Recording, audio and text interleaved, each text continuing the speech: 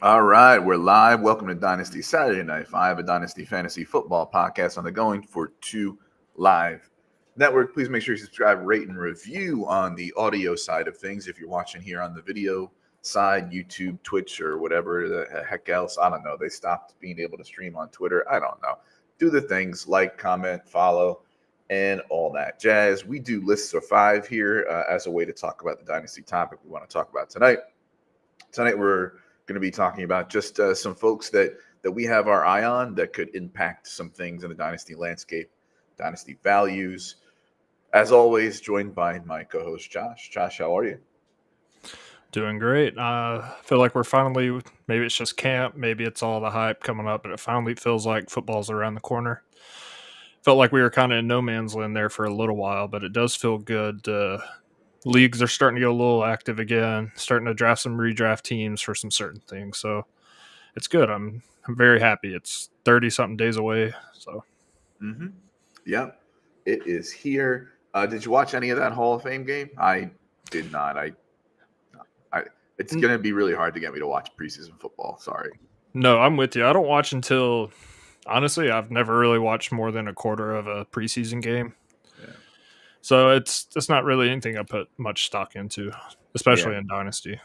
Yeah, and I think one of the things that I wanted to talk about is, besides like not believing every darn thing and overreacting to every darn thing that you see, every running back catching a pass in shorts, is also remember that like when you're watching preseason, not only are the good players not even really playing much, and people will read too much into who's on the field with who sometimes, but the coaches aren't revealing a lot of things in the playbook. Like more and more as the years go by, there's less of the good players playing and less of the coaches revealing what they actually do. So I don't know that we get much of anything really between now and the regular season that's very very actionable. But what have you seen out there that you might care or not care about, or any advice for listeners or viewers as to things to look for or to disregard?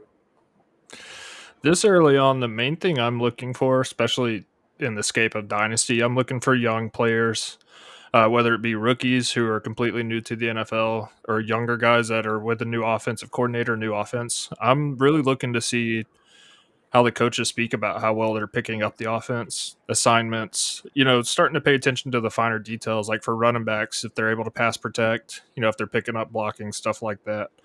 That's really the only thing I care about. I don't care if people drop some passes when they're just, kind of going three quarters, jogging through a drill, maybe not putting their full effort into it. Not really paying attention to people saying they're in the best shape of their lives. We hear that every year.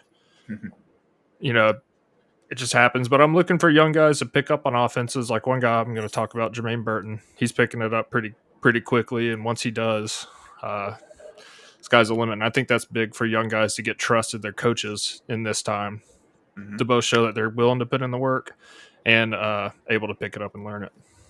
Yeah, and I care more about steady negative news than I do about no news, or sometimes even steady positive news. I think that is definitely more more telling when it comes to targeting the guys we wanted to talk about tonight. Is there anything about your process that is notable, or how did you go about making this list? I kind of said in the chat, like, there's a million guys I want to talk about. I think you said maybe that some of the stuff was hard to come up with. I kind of avoided some obvious ones, like um, the Denver backfield or the Green Bay wide receivers or that sort of thing. But how did you come up with your stuff tonight? Yeah, I was trying not to, take any layups and like pick some obvious things that you can go listen to 5 to 10 other podcasts about. So I really went for position battles between young guys and people who have already been on the team and know the offense, and also, quarterback dynamics and how it will affect the playmakers.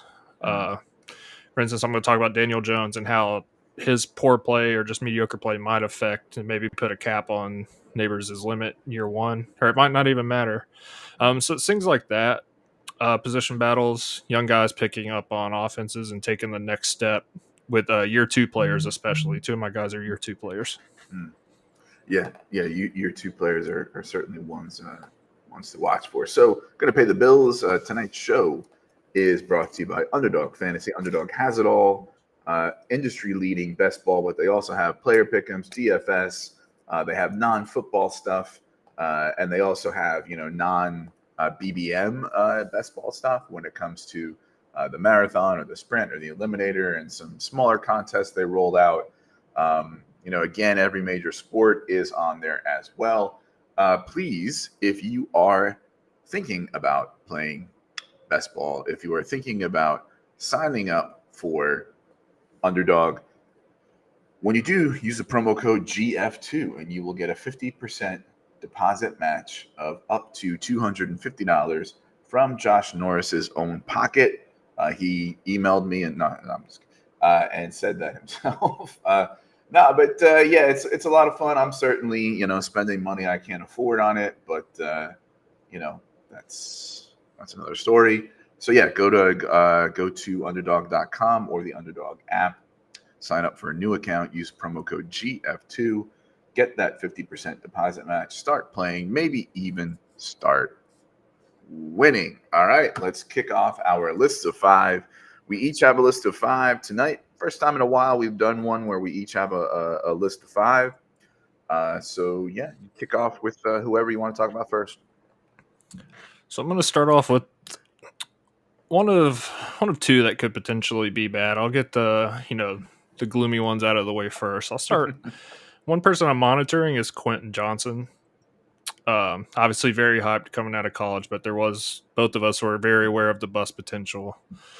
The main thing I'm really watching out of camp with him is looking at the other players, because their receiver room is, it's kind of murky as to who's going to be the one, but it's got McConkey, Josh Palmer, and DJ Chark all have shown. Palmer and Chark have shown the ability to get targets. Palmer's worked with Herbert before. McConkey looks really good in camp, and I think will be a target hog. And then you even got rookie Brendan Rice. I just see Quentin Johnson being maybe the 4th option, possibly even the 5th, if Rice looks pretty good on an offense that has Dobbins, Gus Edwards, Kamani Vidal. And just kind of also looking at how Greg Roman and Harbaugh worked together in the past. Their pass attempts from 2011 to 2014 are pretty bad. In 2011, they were 31st. 2012, they were 31st in pass attempts. 2013, 29th. 2014, 32nd. And I just don't think they have the offense to where they really need to pass it a lot. And that's also going to possibly affect Justin Herbert too a little bit. I just don't like the way it's looking for the 4th option, without injuries, of course, on a team that's probably going to be very run heavy. And there's not going to be one person really just dominating targets either. So it's just, I don't like the outlook. He's very cheap, so if you want to take a shot, I don't think it'll really cost anything at this point, but I'm afraid he's going to be like the next Jalen Reagor, where he's just talked about for years to come about how he was a bust.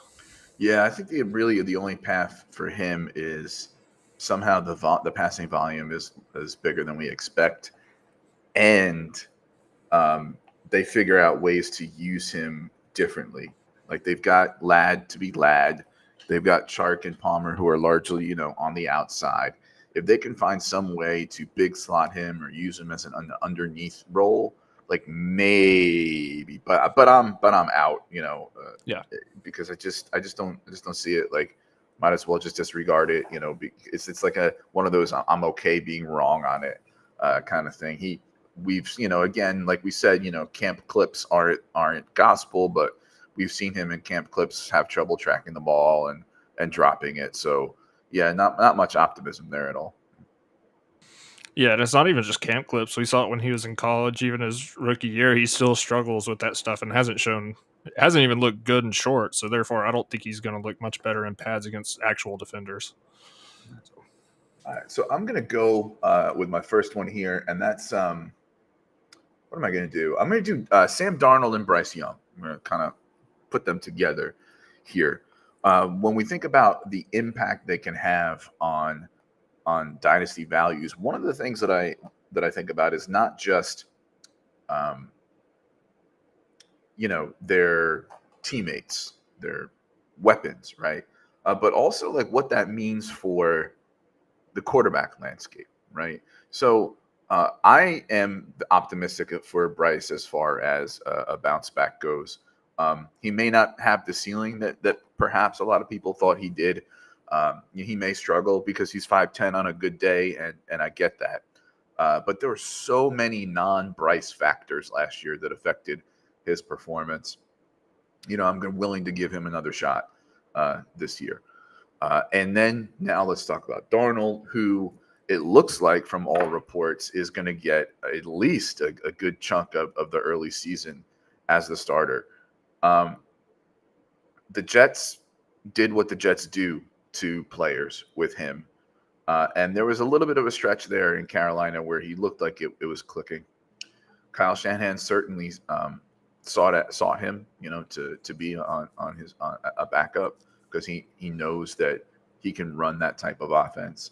Not a big ceiling, but play action, read the field, timing, passing, that sort of thing, right? He keeps getting jobs, he keeps getting paid, right? So like the NFL kind of likes him, and I would not be surprised if the Vikings, who let's remember, if we believe the reports, didn't have JJ McCarthy as their number one quarterback and tried to trade up to get Drake May. I wouldn't be surprised if they said to Darnold, "Hey, listen, man, like this is not just a, carry the clipboard and help the young guy thing. Like you're going to get a shot if you play well." So what I mean by the effect on the quarterback landscape is if Darnold and Bryce are actually good and useful and outperform where their ADP is, right? I think that affects where you have the depth at the quarterback position and what you might do in a startup and that sort of thing. So I think I'm willing to, if I was in a startup tomorrow, maybe delay getting my quarterback 2 or quarterback 3 because these guys are more affordable than some of the options that I think they have a very good chance of outperforming.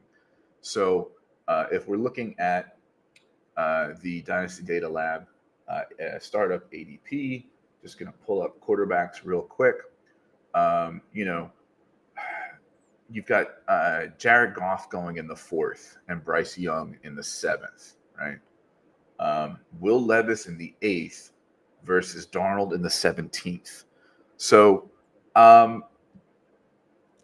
now I would grab them for the value that could increase, because then next year what you're looking at is, I already have Bryce in the tier with or my tier with Purdy, Tua, Goff, JJ McCarthy, and Bryce Young, and that's quarterbacks 16 through 20, roughly at market with 20, but I don't know that people have him tiered with those guys. Three round difference between Goff and Bryce Young, even though I have them in the same tier. And I've got Darnold, in the 29 to 32 with Daniel Jones, Derek Carr, and Russell Wilson. There is, let's say they both really, outperform their ADP and accrue value. You're probably looking at both of them in with those Goff, Tua, Purdy's, possibly above JJ McCarthy, if he doesn't look good or doesn't play at all, right? And if Deshaun Watson's shoulder, whatever, Matt Stafford old, et cetera, what we're looking at is two guys who are now solid QB2s in a super flex that you can sell for more later. So I would be, in some of my leagues, I think a good option is to I hate using the term buy low because everybody's a buy, everybody's a sell at a certain price. But I think these are two guys that could accrue value, and I think they're worth taking a shot on in a few leagues and increasing exposure. Yeah, I agree. I was one that said, before Brock Purdy started, I still think Sam Darnold could have done even better, had a higher ceiling in that offense, and could have ran it just as good, if not better. He just didn't do everything that Shanahan wanted, like Brock Purdy did. So Darnold in the 17th round, that's a QB3. Like, you probably already got 2 quarterbacks, hopefully, in a startup. So it's perfect, because if he does keep starting, you can either trade your QB2 and keep him, or you can trade him when his value is high, before McCarthy gets to start. But I really like Darnold. I think Bryce Young in the 7th is good also. I think there's going to be a big improvement in that offense as a whole. And I think the main reason is having Deontay Johnson there. Oh, for I sure. think he's the perfect guy for Bryce Young, in my opinion. And if Darnold looks like he's going to do well, now you're talking about less uncertainty around Justin Jefferson, right? So any sort of an uncertainty discount is going to go away. So that may be another target where he's one of those guys where the discount is he's available. No, I agree. And I think people are overthinking the quarterback situation with Justin Jefferson. He's still the wide receiver 1 to me. I still think he's, not by a wide margin, but I still think he's the best wide receiver all around in the league, and I think he's still going to ball out regardless. I might open up a decent buy window. It's still going to be expensive, obviously, but it doesn't hurt to try. So yeah, I'm going to jump to one thing I'm watching is Daniel Jones and Malik Neighbors. So far out of camp, the clips we've seen from Neighbors have been electric. He looks elite. He's going up, making really good catches. Looks very explosive. Route running's on point. The only thing I'm kind of worried about, on the same hand, I'm seeing just as many clips of Daniel Jones making bad throws, timing being off, not necessarily accurate. So I'm kind of just trying to figure out and watch what's going on to see, how that goes through camp. And if Daniel Jones improves, he missed time, he's battled a few injuries.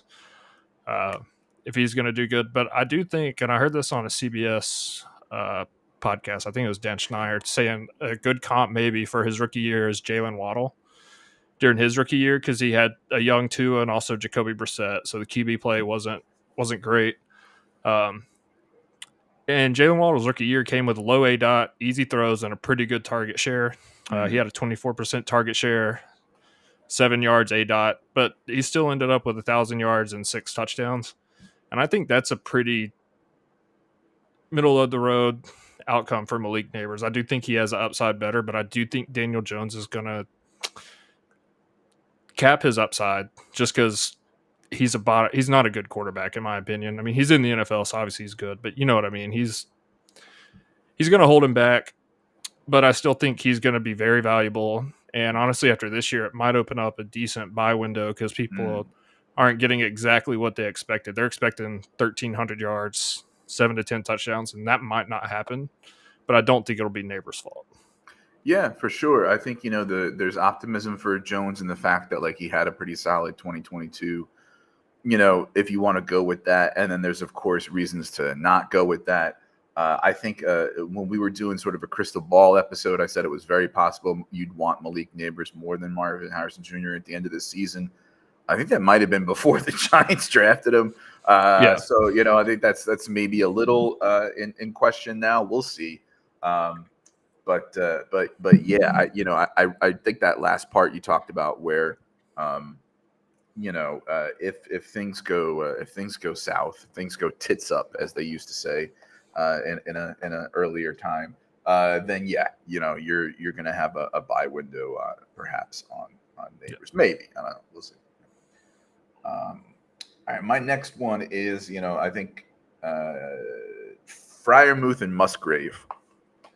If there are two tight ends that are sort of in that tight end dead zone that have a shot at vaulting up into top 10 production this year in 2024, I think those are two decent options. Now, again, don't get me wrong. There's reasons to have pessimism, which of course explains why they are ranked where they are and where they are in ADP and that sort of thing. So with Freiermuth, it's kind of like a not much else after Pickens situation, right? I understand that people are down on Arthur Smith. He can design a good offense. He's going to put in motion and play action. That's going to help make things easier for his quarterbacks. And, Freiermuth doesn't have to live over the middle. So, Russ's tendency to not want to throw there isn't, he's more versatile than that. And even if it's just, going out into the flats on an out round, like it's just, just go ahead, go for it, because he's got I think, the skills to be essentially the number 2 wide receiver there is what I'm saying. Kind of what I'm not saying he's as talented necessarily as explosive as Dalton Kincaid can be, but when Dalton Kincaid got drafted, we were saying, no, he's a wide receiver 2 on Buffalo. And I think you're looking at that situation with Freiermuth now. Now, I mean, it may work out, it may not. I just want to quote Ian Harditz from Fantasy Life.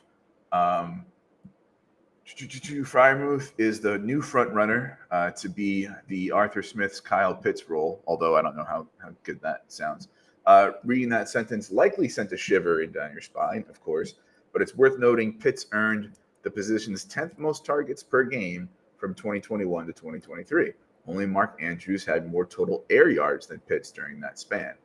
I'm more inclined, this is Ian, to believe Pitts' lack of production to start his career is more of a quarterback and health problem than an indictment on Arthur is an imbecile. I'm going to go with the Loki gif of a bit of both. Jonnu Smith was more efficient than, because Arthur used him that way. Okay. This is supposed to be about anyway. The former second-round pick Freiermuth doesn't turn 26 until October and deserves credit for working as fantasy's tight end 10 in PPR points per game during the first 2 seasons of his career. In other words, not 2023. People, short memories, right? Last season was not the right direction, etc. So he has things going for him. 143 vacated targets. Darnell Washington only got 10 targets last year and is basically a blocker. And so, the other guys aren't really going to, in the tight end room, aren't really going to, compete with him for routes. So, and ostensibly better quarterback play. Musgrave, on the other hand, is simply a bet on the player specifically because that situation is pretty murky, right? We have 4 wide receivers who we don't know in general what to do with.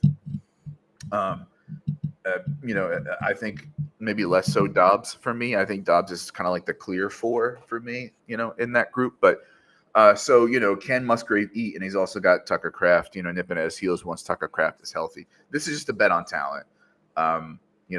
Athletic, explosive, was very good toward the end of the year when he came back from injury.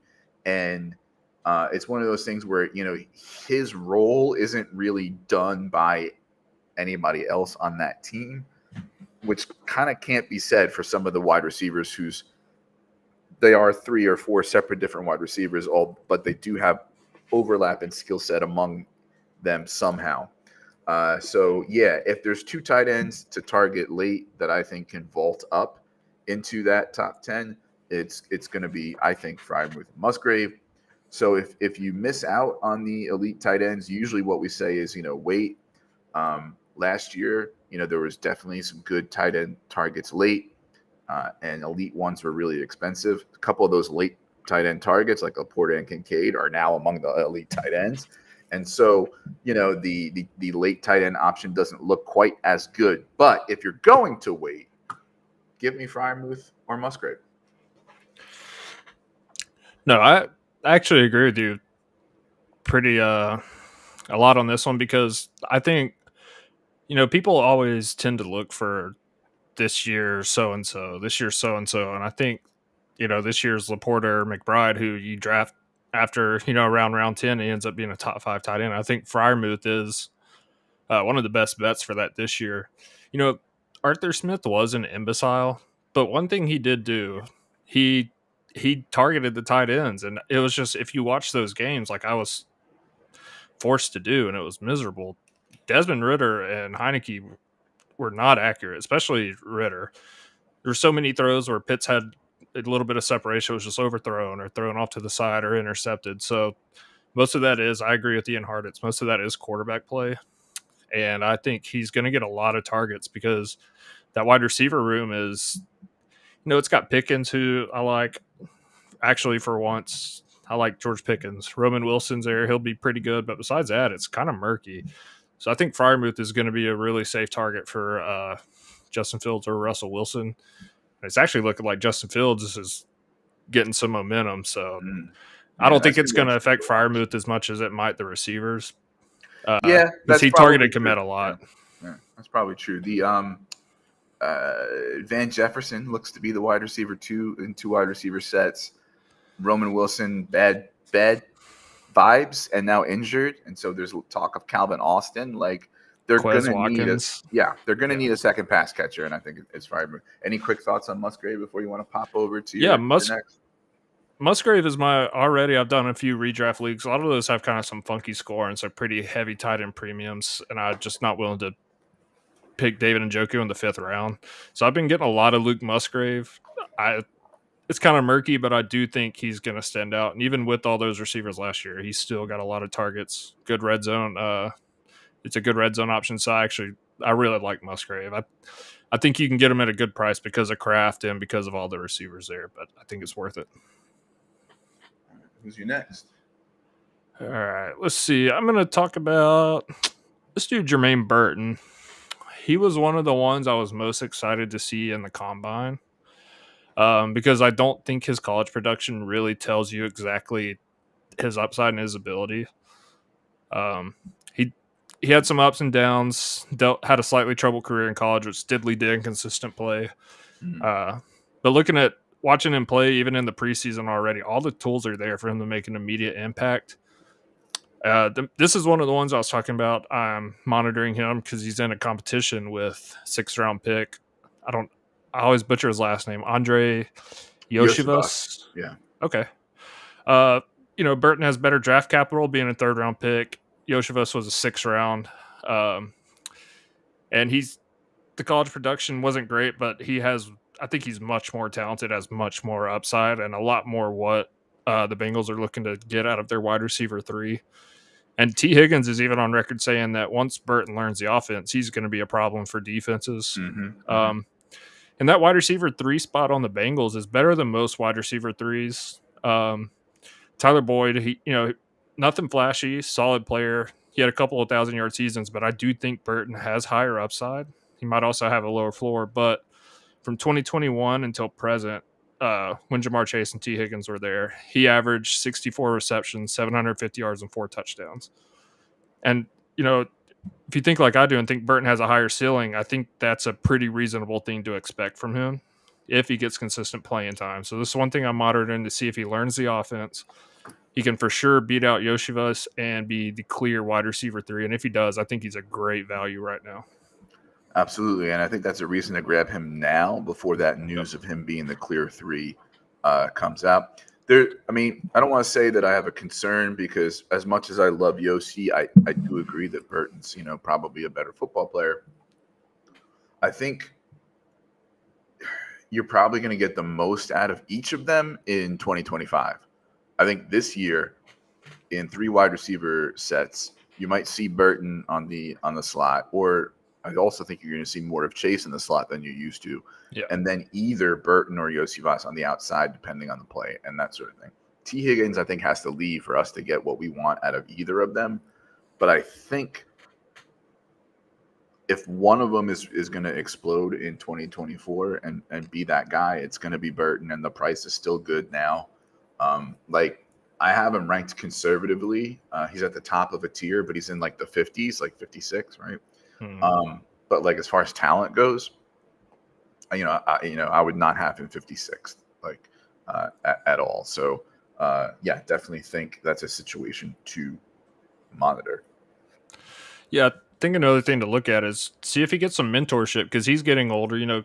People expect college kids to be professionals, but they're not. Like I was not professional when I was, 18 to 20 years old.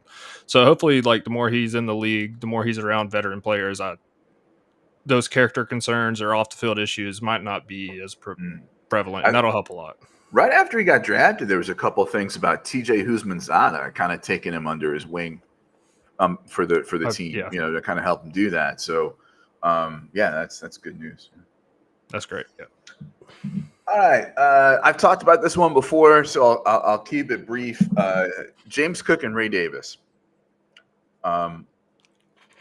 What is Buffalo's offense going to look like? What role will they play in that? Joe Brady took over the team last year. They went from second lowest run rate to second highest. I don't know that they'll maintain second highest, but part of that second highest was increased usage for Cook, but also his sort of explosiveness, breakaway run rate, decreasing as well. Enter Ray Davis, can get the tough yards, can do pass pro, can catch a pass or two. I think we'll take some of the damage off of Cook. We'll take some of the damage off of Josh Allen, and I think be useful and have a role pretty much right away, especially because he's an older prospect and kind of can just kind of slide right in there. I think he's mature. He has that backstory. We already saw a coach say, yeah, he had a tough day fumbling, but like he reacted to it better than most rookies do.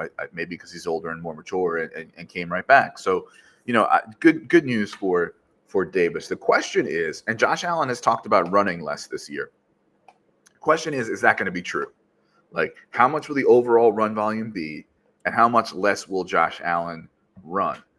If the way I think it's going to turns out, James Cook and Ray Davis will be the light version of Jahmyr Gibbs and David Montgomery, and they'll both eat and they'll both get high value touches, particularly the high value touches more in the receiving for Cook, more in the touchdowns or goal line touches for Davis. But I think those two guys, I think talent wise on Cook, I've never been a huge fan. I am a huge fan of what Davis can do, but it's about the price and it's about value accrual. And I think these are two guys that are primed to go up in value with the way they'll get used this year. And so those are guys that I've been targeting in some best ball and some other trades and dynasty startups. And so, I think two guys to definitely keep an eye on, especially because the pass catching after Kincaid is somewhat of a murky. We know Joe Brady loves Curtis Samuel. We don't know how Keon Coleman is going to develop. Khalil Shakir is Khalil Shakir. He's fine, but he's Khalil Shakir. MVS is MVS. So this could be a concentrated offense where, it's Dalton Kincaid, the running backs, and then a little bit of everybody else sprinkled in.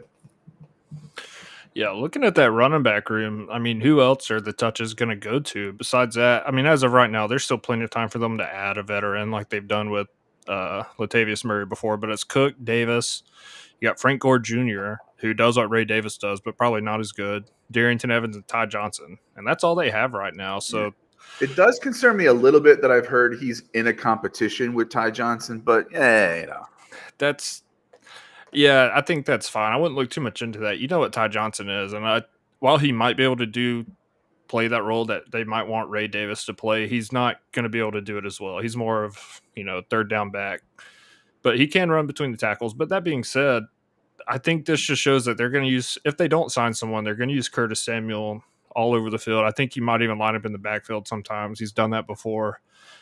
And kind of a side point, but Khalil Shakir, he caught like 87% of his targets. Mm-hmm. I think he's going to be solid. I think he's going to challenge Curtis Samuel for targets, being second behind Kincaid. As much as I wanted to poo-poo on Kincaid, he's in a great spot right now. I mean, he's going to be the number one target earner. I think Shakir's going to challenge for the number 2 spot with Curtis Samuel just because he'll be moving all over the field. Yeah, I like Ray Davis. I think he's, like you said, I think it will kind of play out like the Walmart version of Jahmyr Gibbs and David Montgomery. Well, but I do also think Walmart into it. I do also think, though, that James Cook, I don't think he wore down as much from usage, which he hasn't had heavy usage in his career, even going back to college. But I think it was more, the play calling was more simplified. I think teams kind of picked up on what Brady was going to do. So I think they kind of started loading the box a little bit more just watching the games. But still, you don't want him having 17 to 20 carries a game. It's going to wear on him. So I do think both of those are going to get a lot of touches this year. All right. Who's your next? All right. I think this brings me to Will Levis.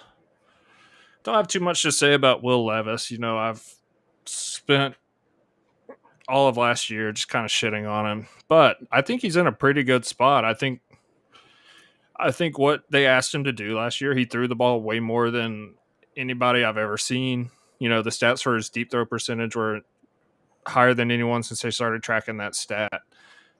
But also, one thing I was surprised by, I heard this on a podcast. I can't remember who it was, so I want to give him credit, but I can't remember. His accuracy between 5 to 15 yards was top 5 in the league. So he has shown the ability to be accurate. I just want to watch and see if he's picked up on his timing, hitting receivers in stride, knowing when to throw it to the receivers. And that's one thing I'm watching, because he showed last year he's got some fight in him. He's got rushing upside. He throws a pretty good deep ball, and he's got a much better offense this year. Even though they lost Henry, I think they're going to be a lot more dynamic with Spears and Pollard. Like when Henry was on the field, you kind of knew what they were probably going to do. And now they don't just have DeAndre Hopkins. They have him and Ridley. Chick's still a pretty good player. So I think they're going to be able to do a little bit more with that offense. So I'm kind of just watching to see if he's improved on timing. And his accuracy was pretty good, and just kind of seeing how he picks up the new offense with the new players. I think he's going to be pretty good. If you punt quarterback, he's not a terrible wide receiver or quarterback too, but I'd rather have him as my QB3 on a team. Yeah, I agree. Would rather have him QB3. As people know, not a big fan of the player, but agree that some of the things they've put around him, and for what it's worth, some of the things they're saying about how he's working on his flaws, right? We'll see how it translates into game action. I'm not terribly optimistic, but I think he'll be probably a little better than last year, given everything they put around him. So if he does well, that's going to filter out into the offensive environment. It's going to make me feel really good about my guy, Tyjae Spears, et cetera, et cetera. Oh, yeah, I love Tyjae Spears. He's behind Pollard and a lot of mostly redraft stuff, but I think people are going to be kind of surprised by what Spears can do. He looked a lot better than Henry last year, so I'm very excited to see him this year. So Will Levis is going at the 809 in startups. It seems about right.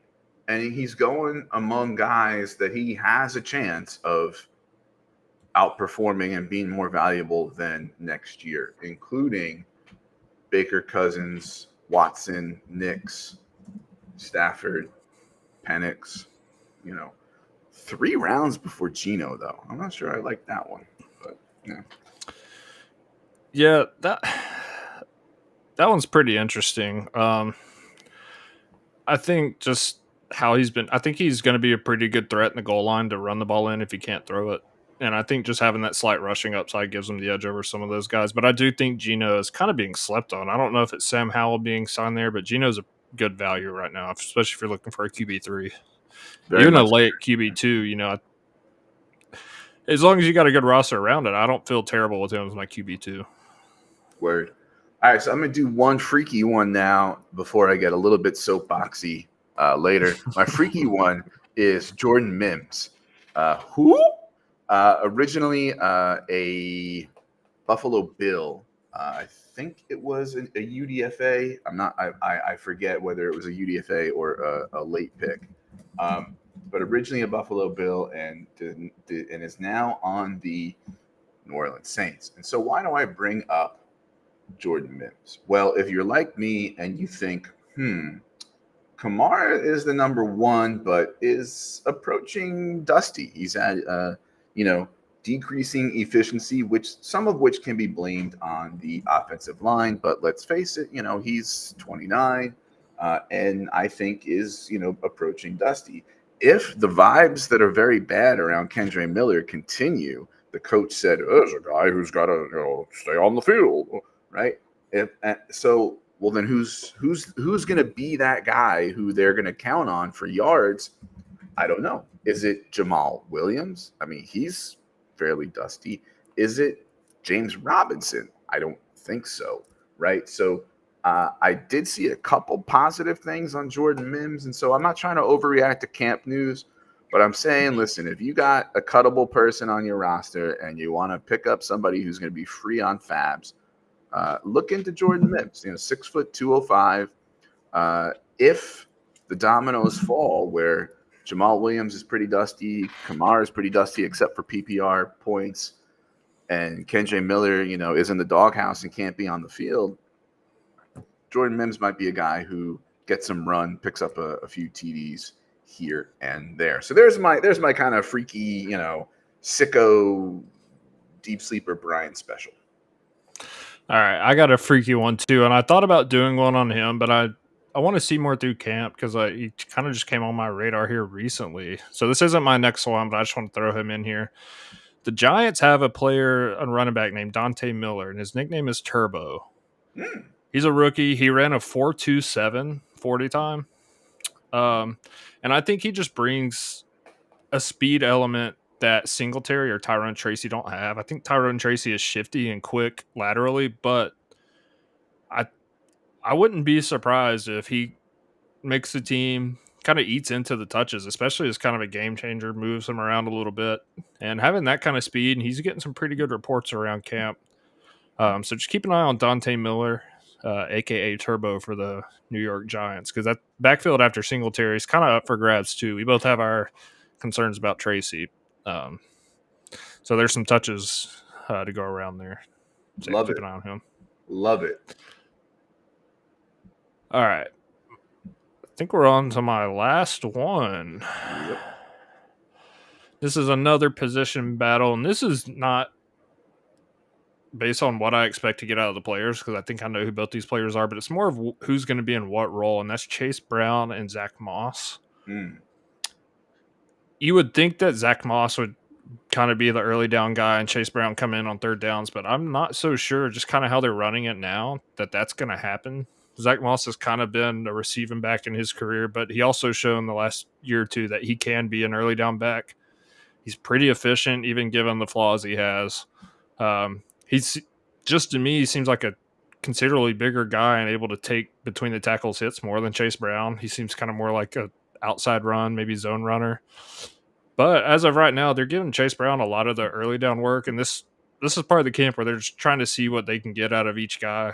So this is something I'm going to monitor, because I think what role they have will affect where you take them. I have them very close to each other, both in my dynasty and redraft rankings. But I think once we figure out what the roles are, then you can kind of make a better decision on what you want out of that offense. Because whoever's getting the early down work, they're not only probably going to get the goal line touches, but they're still going to get some reception opportunities, because Mixon did. I think that's how they want to run that offense. So whoever's getting the early down work is the guy that I want on that team, just because I still think there will be some receiving baked in. Yeah, that's a very interesting one. I happen to be down on Moss. There's the talk of him who he runs well out of the shotgun, and that's what they do in Cincinnati, right? Mm-hmm. At the same time, he turned right back into Zach Moss after the first few games last year, and some of the first few games included Anthony Richardson, who defenses have to worry about, and it created better lanes for Zach Moss. I was kind of meh on Chase Brown coming out. He got ragdolled in Pass Pro at the Senior Bowl. Had some questions about his physicality and overall athleticism and those sorts of things. His only workhorse year in college was one, and it was a fifth-year senior year. But he had a workhorse year in college, right? Yeah. And so, that's also in his column. If you're a doubter, you're saying he broke off a few screen passes last year. So, whatever. I think in these sorts of situations, I'm ready to, take the bet on the younger guy who's more explosive with the upside. And I can get whatever Zach Moss is going to give me somewhere else. The Bengals can be okay with Zach Moss playing a big role in their run game and still be a contender, given the other stuff that's in the offense. That's something that I didn't think of when I first poo-pooed the signing. Like, I was like, you don't want Zach Moss as your 1A, right? They can be okay with that. I don't want to be okay with that. I don't want Zach Moss on my team much. So I'm going to lean into the optimism. I'm pretty neutral still on Chase Brown compared to the market. I have him lumped in with a lot of those 0 RB young upside guys. like the Zach Charbonnets of the world. So, I'm pretty neutral as far as the market goes, but of the two, I'm leaning him. But, it's definitely something to monitor, because if we hear that things flip-flop one way or the other, it's going to affect values for sure. So I do have a question, and it's a trade I have in my inbox in one of my leagues right now. I was waiting for the show to ask you. I have Chase Brown, and I have one too many players, and there's nobody I really want to drop. Would you take a 2025 second round for Chase Brown? So a second next year, straight up. And I know it's hard to predict where the pick will be, but I've been in this league 3 years, and this team's been right in the middle of the pack all 3 years and hasn't made any huge moves. So, if you projected, it'd probably be middle of the round, second round pick. I'm kind of torn on it. So Jesse and I were talking on Dynasty Fever, and he was saying that earlier in the offseason you could get him for 2/3, and now you can't get him for anything below a second. So I think a second is about right. But I'd try to squeeze a third out of it. Because if he hits and is super explosive and even off lower volume because they pass so much, are you gonna be okay with what you got for him? And whatever else you have on your roster. I don't know. Yeah, I'm kind of torn. I was thinking about countering for maybe a fourth for 2025 or a 26 third. So I was just wanting to. I feel like I'd be okay with taking a second, but like you said, I feel like if he hits and he's more productive, I'd be like, dang, I should have tried to get more. Yeah, that's the thing about making trades this time of year. It's a whole lot of, as you said early on, speculation and tea leaf reading, and when we're wrong more often than we're right. Those are. All right, I'll get a little soapboxy. My last one is JSN and JMO, as two guys who are just, the hate is too much, and I really don't see a good enough argument for being out on them at cost this year. So, is it true that perhaps neither are going to be the ceiling that we thought? Probably, but I think more so JMO. But there are people who are straight out just off them, and I just don't get it, right? So with JSN, we have wide receiver 1 as far as rankings in the class, first round draft capital. We know he's very skilled. Had his development delayed by a wrist injury in preseason, and that's very important for rookies if they get a significant injury at that point in their development. So that pushed everything back.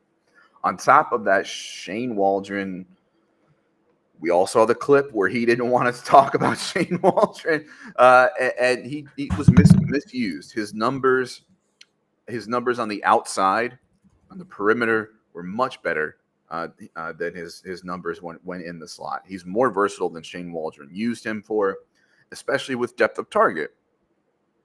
People will look at his depth of target and think, oh, he's a screen guy. Well, that's a Shane Waldron thing, right? Now you bring in the offensive line is likely healthier. We still like Geno as a value. We like Grubb as, probably a better offensive coordinator than Shane Waldron was. Knew how to use 3 wide receivers very well at UW. The team only kept Lockett because he restructured a deal. Otherwise, they were ready to get rid of him, right? If my memory serves me correctly. And I really think this is the year where he becomes the 3 and JSN is in the mix with Metcalf as far as the, being the 1-2 in some order. I'm still a little hedging in my rankings. I have him as 19th overall, but that's only one below Tank Dell and above guys like DJ Moore, Metcalf, Pittman, and T. Higgins. I think if you're out on JSN at cost this year, could be one of the biggest fantasy football mistakes of 2024. So clip that in the Opus thing, Jeff, or something, and be viral. JMO, right, comes out of college with an injury, right? Is a bit of a one-year wonder in college. He had the one really explosive year, right? Comes out with the injury, right? Essentially redshirts his entire rookie season, right? I think he goes out there for a few weeks, catches one pass for 40 yards, right? And people are chuckling, right? Then he gets the suspension and I think another injury last year, again, delaying the development. So he's essentially like a rookie in the second half of last year. Fast forward to this offseason, and last year, small sample size, but the last few weeks of the season, including the playoffs, a lot of his numbers on like beating coverages increased in reception perception. In fact, Matt Harmon said he was so torn on what to think of JMO, he has never written a profile as long as the one he wrote for JMO this year, right? Now JMO this year is cheap.